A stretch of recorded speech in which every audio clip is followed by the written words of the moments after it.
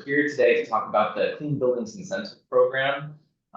This is a webinar presented in partnership with USGBC Washington, the Bellevue 2030 District, and the City of Bellevue, who are the ones responsible for this fantastic program. So if you have any questions throughout, please feel free to throw them in the chat. We'll also be leaving time at the end for a little Q&A.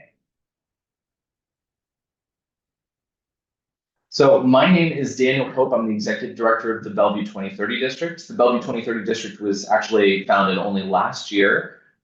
We help property owners, property managers to make their buildings more sustainable. We have sort of three core focus areas: energy, water, and transportation. So we try to help make buildings more sustainable in a variety of ways. And if you're interested in learning more, you can visit our website, or please reach out to us after the webinar to learn more about how you can get involved. We're really excited to be partnering with the City of Bellevue and USGBC on both this event and a lot of our programming in 2024 and 2025. But yeah, if you'd like to learn more, let us know. I also wanted to provide information for Drew Hicks is the Building Performance Manager with McDonald Miller Facility Solutions. They're the contractor responsible for overseeing the Clean Building Incentive Program. If you do have any additional information or would like to get connected with Mac Miller, please let us know. We can provide their information either in the chat or via follow-up. I'd also like to introduce Lydia Bazikos. Lydia is the Sustainability Program Coordinator for Seattle and Bellevue 2030 districts. She is here to answer any questions you might have, both during this event and follow-up. You may also see more communications from Lydia as time goes on about our future education programming and other ways that you can get involved with the Bellevue 2030 districts. Now it's my pleasure to introduce Darian Highsmith. Darian is the project manager for the Pacific region for the USGBC, the U.S. Green Business Building Council. Darian is here to talk all things Clean Building Incentive Program and all things LEED. So if you are interested in LEED certification, both for yourself as an individual or for your buildings, please reach out to Darian. She is a wealth of resource, and we're very lucky to have her out here in Seattle and Bellevue. So I'm going to turn it over now to Darian. Darian, take it away. Thank you, Daniel. You introduced me pretty well, so I'm just going to hop right into the agenda. But if you are interested in connecting, please feel free to reach out to me. And momentarily, I will introduce, I'll drop my contact information into the chat. Today, we're going to cover key components of the Clean Buildings Law. First, we will provide an overview of the law and its objectives. Daniel, can you advance the slide for me? Oh, I can advance it myself. Look at that. It is not allowing me. Daniel, if you're able to advance it, thank you. First, we'll provide an overview of the law and its objectives, and then we will discuss the benchmarking, the process of benchmarking energy usage in buildings and how to determine if a building's energy use is above or below the target energy use intensity, or EUI. Finally, we'll touch on the importance of documenting compliance with the Clean Buildings Law. Please feel free to put any questions you have into the chat as we go along. We'll do our best to respond. And then if time allows, we'll also have a dedicated Q&A session at the end. The Clean Buildings Law, signed in 2019, establishes energy efficiency standards and compliance deadlines for large buildings in Washington state to reduce greenhouse gas emissions and promote sustainable building practices. We're going to take a look at the key dates related to the Washington Clean Buildings Act. This is a little wordy, so hang out with me here. On May 7th in 2019, E3HSB 1257 was signed into law, which established a clean building standard under the Washington State Code. By July 1st, 2021, owners of Tier 1 buildings were notified by the Department of Commerce and provided with a unique building ID. And then moving forward, on July 1st, 2025, owners of Tier 2 buildings will be also notified by Commerce and given their unique building IDs. This is coming up very quickly. Now we're going to discuss compliance deadlines. The first compliance deadline for Tier 1 buildings with over 220,000 square feet is June 1st, 2026. For Tier 1 buildings between 90,000 and 221,001 square feet, the compliance deadline is June 1st, 2027. And then for Tier 2 buildings, which include those over 20,000 square feet but under 50,001 square feet, as well as all multifamily residential buildings over 20,000 square feet must comply by July 1st, 2027. Lastly, Tier 1 buildings sized between 50,000 and 90,001 square feet have a compliance deadline of June 1st, 2028. It's important to note that Tier 2 currently lacks a specific compliance target deadline. This will be assessed by the legislature in 2031, so it is crucial for owners to stay informed about any future developments. To define energy use intensity, or EUI, to make sure we are all on the same playing field, EUI measures the amount of a building's total energy consumed in 1 year per gross floor area. This is typically expressed in kBTU per square foot per year. Generally, lower EUI numbers indicate that a building uses less energy than those with higher EUI numbers. The Clean Buildings Performance Standard Rulemaking Order establishes a maximum acceptable EUI for different building types, which helps set benchmarks for energy efficiency. We're going to talk about the non-compliance penalties for the Clean Buildings Law. For Tier 1 buildings, if a building doesn't comply, the penalty is structured like this. There's a base penalty of $5,000 plus an additional $1 for every square foot of the building. This penalty may trigger a comprehensive non-compliance mitigation plan, which is designed to address the issue that led to the non-compliance in the first place. Additionally, if these penalties remain unpaid, third-party collection options may be utilized. For Tier 2 buildings, the penalty is much lighter, coming in at 30 cents per square foot. Looking at early adopter incentives, these incentives are available for a limited time, only 36 months. To qualify, your building needs to achieve an EUI that's at least 15 points above the target EUI. For Tier 1, there's a maximum incentive allocation of $75 million, which breaks down to $2 per square foot, plus an extra 5 cents for every kBTU over the 15-point reduction. On the other hand, for Tier 2, the maximum allocation is $150 million, with an incentive of 30 cents per square foot per project. The application process for Tier 1 incentives is currently open, so if you're eligible, now is a perfect time to apply.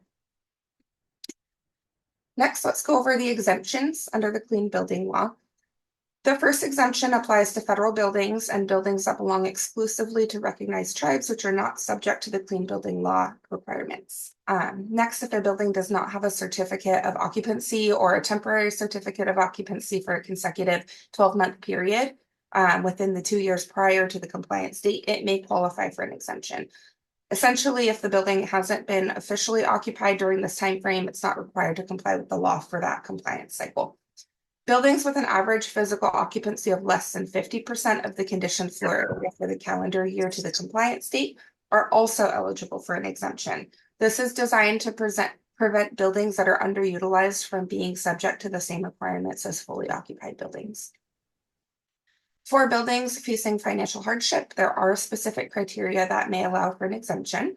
More details on financial hardship exemptions, as well as how to submit an application, can be found through the Clean Buildings portal on the Department of Commerce's website. This slide also lists exemptions for buildings used primarily for manufacturing or industrial purposes under Factory Group F or Hazard Group H, and agricultural structures. These are grayed out because they are less relevant to today's audience and won't be discussed in detail, but they are still common exemptions. For a full list of exemptions, refer to Annex Z 4.1 of the Washington Code 19450, can be accessed through the Clean Buildings Law resources. Exemption applications must be submitted no sooner than 3 years prior to the compliance date and no later than 180 days before that date. It's important to remember that buildings will only be officially exempt upon receiving approval from the Department of Commerce. For Tier 1 compliance, the role of a qualified person is essential. To be a qualified person under the Clean Buildings Law, an individual must have at least 3 years of professional experience in building energy use analysis, along with specific credentials. These credentials include being a licensed architect or engineer, holding a building operator certification level 2, or being certified as a commissioning professional, qualified energy auditor, certified energy manager, or energy management. Graduates of South Seattle's college's Sustainable Building Science Technology program also qualify. For Tier 2, a building requires a qualified energy manager. I didn't discuss this in detail on this page since we're mostly talking about Tier 1 today, but for a qualified energy manager, you must be both designated by the building owner and you must either meet all of the qualifications of a qualified person from Tier 1 or have 2 years of experience in commercial building operations or energy management and complete a Tier 2 training program. These qualifications ensure that professionals overseeing energy management have both the knowledge and the experience required for compliance with the Clean Buildings Law. These qualifications ensure that individuals involved in compliance have a deep understanding of building energy performance and the expertise to help buildings meet the requirements of the law.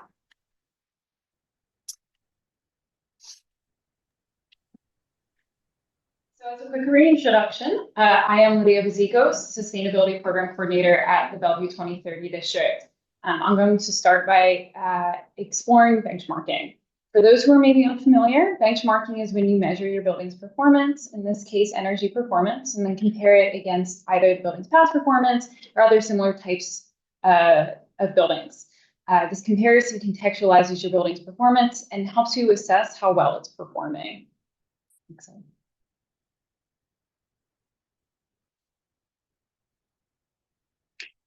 So with this topic, you're going to hear a lot about EUI, or energy use intensity. As Darian covered before, this is the amount of kBTUs per square foot that your building uses. And we're going to walk you through how this is calculated and other factors that may impact your EUI.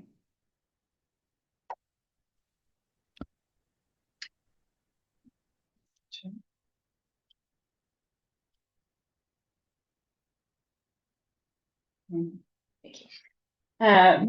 In this example, we're going to, this is the formula for evaluating a building's EUI most basically. It's the annual energy use divided by the gross floor area. We'll run through a quick example to show how to use this formula. So in this example, we're going to start with the annual energy usage, and it needs to be converted into kBTUs. So we'll take the kilowatt hours used per year and multiply by the conversion factor to get our kBTUs used in a year.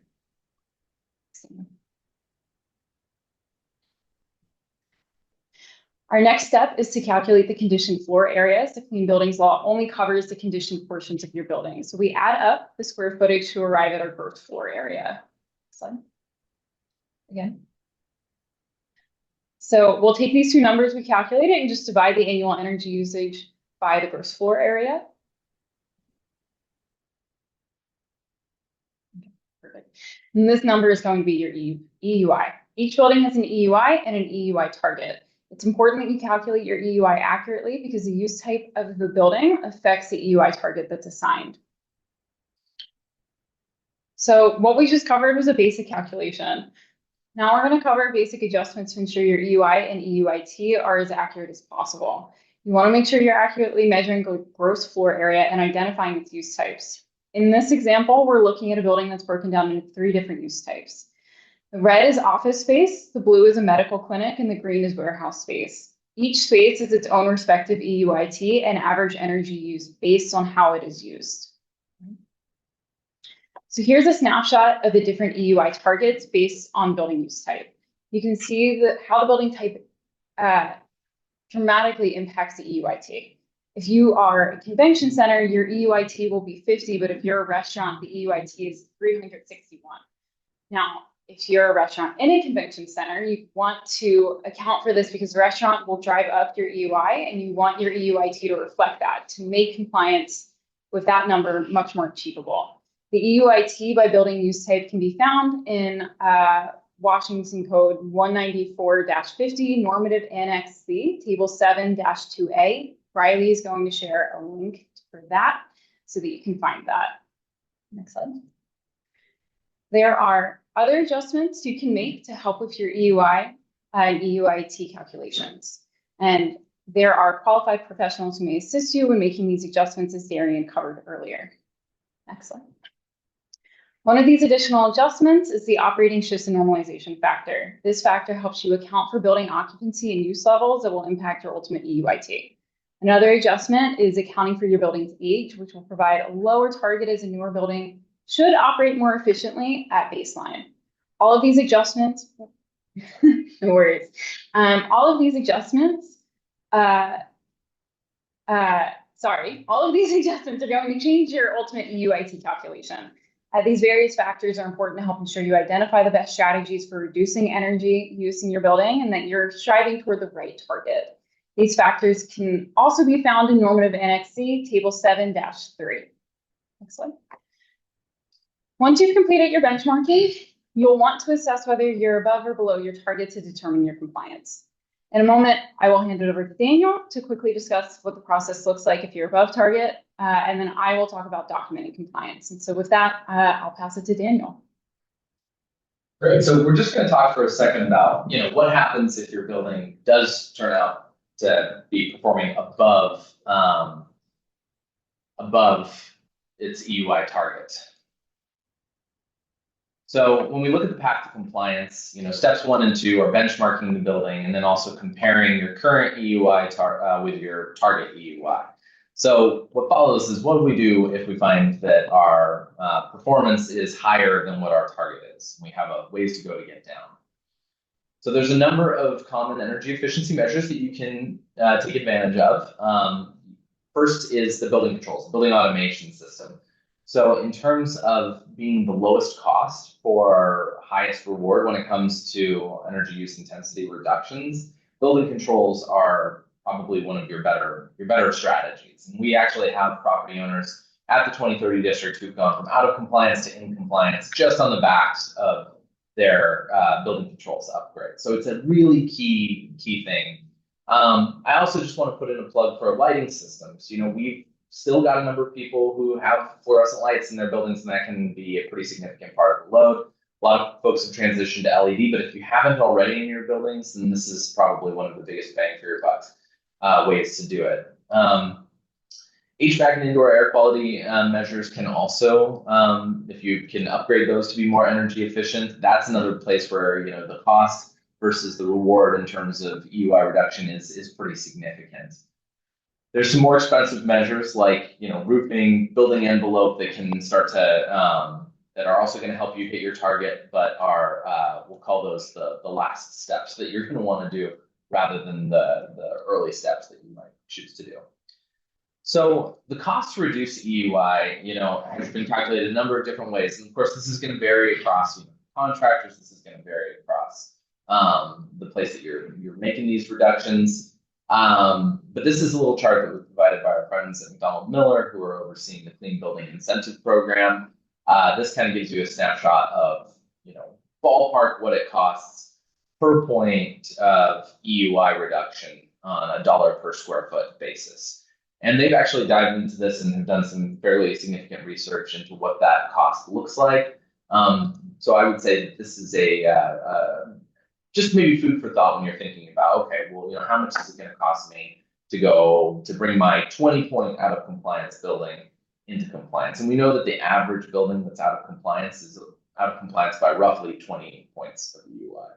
So this is just a really good, kind of baseline for figuring out how you're going to have to price out some of those projects. And I'll just also flag that these costs don't take into account, capital planning budgets, utility incentives, any of the other kinds of savings or different programs that you might be able to take advantage of in this process. So this is just the straight costs associated with those energy efficiency measures. There's also some really great incentive programs and resources that can also help fund some of this. PSE has a number of different programs. They've got some commissioning programs and also pay for performance that we think are really valuable and can help people make these projects actually pencil out. There's also some third-party funding options, tax-exempt bond financing, CPACER, which we have not seen super wide uptake with yet, but we're hoping that more people are going to take advantage of it as we get closer to some of these deadlines. There's also third-party services financing. So these are all things that you can explore. Here at the Bellevue 2030 district and at the Seattle 2030 district, we're taking a deeper dive into this in 2025. We'll be developing out some more resources for how to make these projects pencil out. And that's being done currently on the Seattle side in partnership with the Seattle Office of Sustainability and Environment and the U.S. Department of Energy. So stay tuned as we get into 2025. We're going to be trying to get some additional funding to help us make a more robust set of tools that will help folks kind of navigate what their financial opportunities are on the tax side, on the utility incentive side, on the financing side to help make these projects pencil out. So we're really excited to dive more into that, and we hope to be following up with you all soon about what we discover. So on the tax side, there are some other considerations just to have in your mind as you're thinking about these energy efficiency measures that you need to put in place. And the big one is 179D. This is IRS code 179D, and it's the energy efficient commercial building deduction. So this was expanded to include nonprofits in 2023, and the deduction is $2.50 to $5 per square foot. There are some wage and apprenticeship requirements in there, so you'll need to take that into consideration when you're thinking about who you're going to bring on to do some of your projects. This can be claimed every 3 years, and it applies to lighting, HVAC, hot water, envelope improvements. But basically, this is a really great method for if you don't necessarily have the tax liability to take this, the tax deduction, you can also reallocate that tax deduction to like your contractor or whoever's coming in and actually applying these energy efficiency measures if they have a greater tax liability than you do, or that's how they prefer to do it, and that can drive down the cost of the project. So this is a really great program that everyone should kind of be ready to take advantage of. I also want to draw your attention to IRS code section 48E, which is the clean energy investment tax credit. So if you've got solar on your roof, you can drive down your building's EUI by drawing less energy from the grid by using that solar energy at your building. So this is a direct pay option. It's for tax-exempt governmental or tribal entities, and it covers 6% to 30% of the qualified clean energy investment. So it's just an interesting thing to consider when you're thinking about a project that you might want to be investing in. And it starts January 2025. So just another tool in the toolbox of the financing mechanisms that are there to help people actually make these energy efficiency measures and clean energy measures pencil out. So back on our path to compliance, we've now kind of covered, what we do once we start to get into the, sort of step 3 here. You're going to need to do an investment grade audit to figure out if, if these energy efficiency measures are going to work. Then we get into step 4, which is actually executing these improvements and starting to get those energy efficiency measures in place. That leads us to sort of the next step, which is really getting into the documenting our compliance and demonstrating to the Department of Commerce, who oversees the Clean Buildings Law, what we're doing and how we are progressing towards our targets. So with that, I'm handing it back to Lydia. Great. So let's get into documentation. Whether you come in below your EUI target upon initial benchmarking, or you progress to compliance through making these investments in energy efficiency measures, this applies to you so long as you are in compliance with Clean Building Performance Standard. Given that we've touched on a lot of this throughout the webinar, I won't go into too much detail, but this is a great visual for showing the pathway to compliance. I encourage folks to take a look at these options based on your situation to assess the right pathway for your buildings. I also would like to note that this is in the context of Tier 1, which has those established targets. However, the Tier 2 pathway will look pretty similar once the targets are finalized. For traditional compliance, there are a few forms you will need to submit to the Department of Commerce. Form A is going to be where your team likely spends the most energy in the reporting process.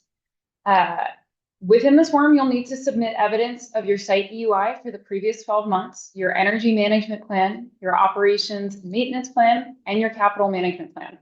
The O&M program requirements must be implemented 1 year prior to the mandatory compliance date. If your building is 220,000 square feet, your deadline is June 1st, 2026 for compliance. So your O&M plan must be implemented by June 1st, 2025. The Department of Commerce has templates available on their website for your E&P and O&M program. Form B includes delivering the calculated weighted space EUI target, which, as previously mentioned, a qualified person can help you arrive at based on those additional factors. Form C ensures that the Department of Commerce has access to your Energy Star Portfolio Manager account if that is where you are tracking your information, just so that they can verify compliance. Before we move on to talking about the Clean Buildings Incentive Program through the city, I want to note that these forms must be signed by all parties in order to be compliant. And I will pass it off to Darian. Thank you, Lydia. Last, we're going to explore opportunities for participating in the Clean Buildings Law, and then we will open up for Q&A. On the next slide, you'll see several resources that can help guide your compliance and energy management journey. The Washington State Department of Commerce Clean Buildings Performance Standard. There's a Q&R code here you can access. This is your go-to for understanding the specific requirements and guidelines under the law.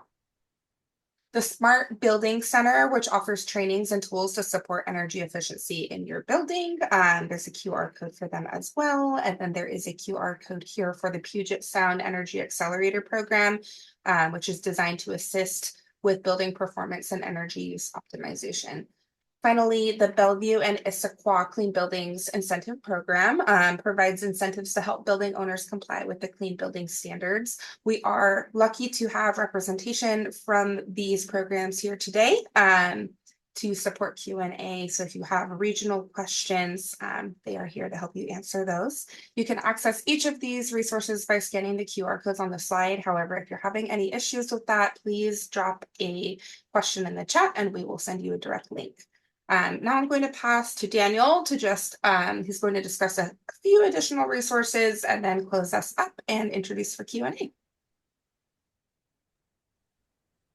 Great. Just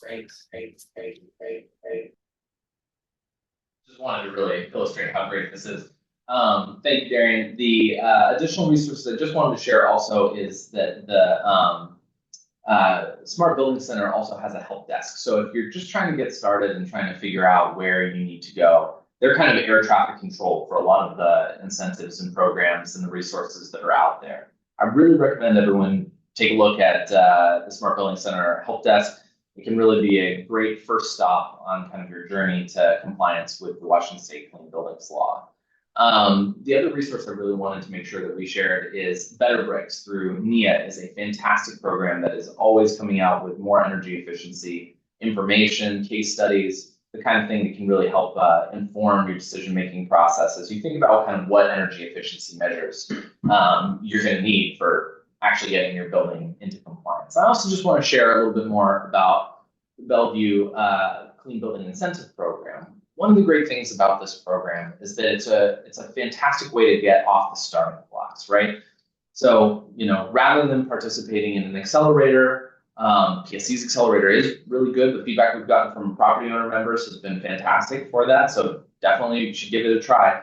Or if you are more comfortable working with a contractor or having a service provider coming in and actually providing more information about how your building is performing and getting to those hard targets a little faster, the Clean Building Incentive Program is a pretty great way to just kind of jumpstart that process. You're essentially walking away with your first quote of what it's going to take to get your building up to snuff and starting to get some initial scoping of what the costs associated with that project are going to look like. We're really lucky to be joined by some folks from the city of Bellevue who can also answer any specific questions that you might have about the Clean Building Incentive Program. But we just want to say that this is a free program for anyone to take advantage of. And even if you don't choose to go with the city contractor for this process, it's a great way to at least figure out what your initial building scoping is going to look like.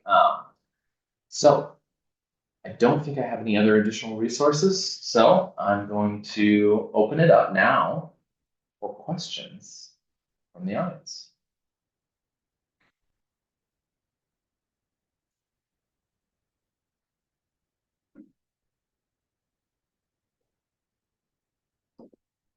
Also, feel free to throw any questions that you may have in the chat. And we're sharing links too for where you can access the Clean Building Incentive Program or learn more about the Washington State Clean Buildings Law.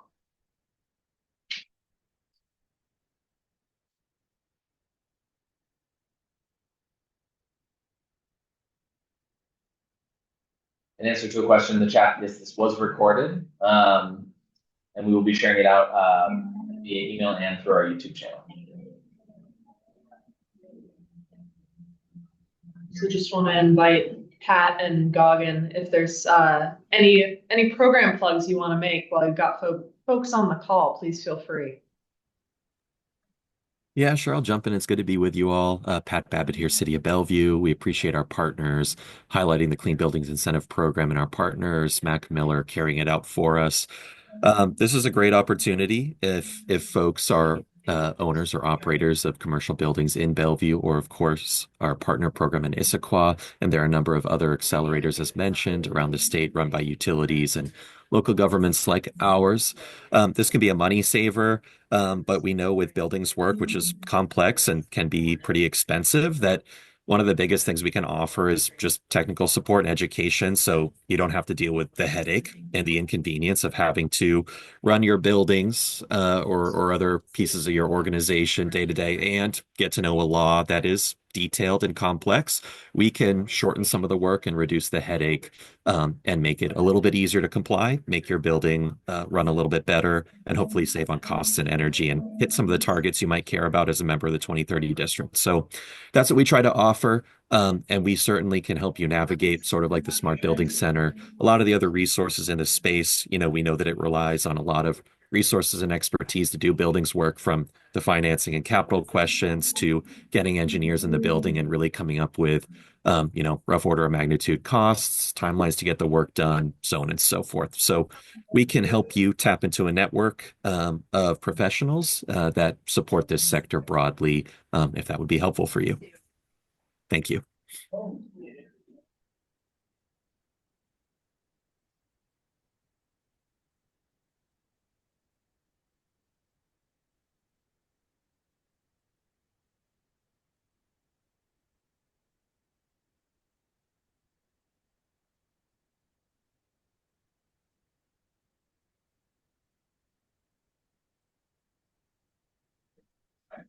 Well, if anyone has any additional questions or they'd like to follow up with us, please reach out. We'll throw our respective emails and contact information in the chat, and we'll also include it in the follow-up email after this. But we really appreciate everyone being here.